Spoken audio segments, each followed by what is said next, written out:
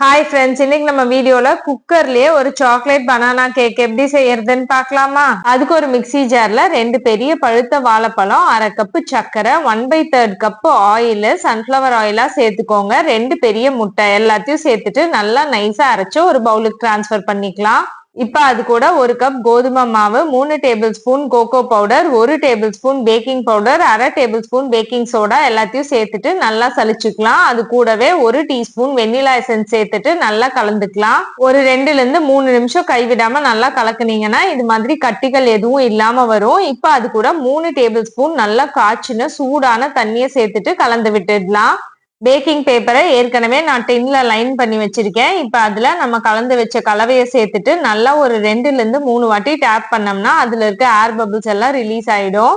Choco chips போட்டு மேல top பண்ணிக்கலாம். உங்களுக்கு நட்ஸ் வேணும்னா சேர்த்துக்கலாம். ஏற்கனவே 10 நிமிஷம் நான் கடாயை உப்பு போட்டு ப்ரீ ஹீட் பண்ணி வச்சிருக்கேன். அதுல 35 நிமிஷம் மீடியம் ஹீட்ல வச்சு பேக் பண்ணி எடுத்தோம்னா சூப்பர் யம்மியா ஒரு பனானா கேக் ரெடி.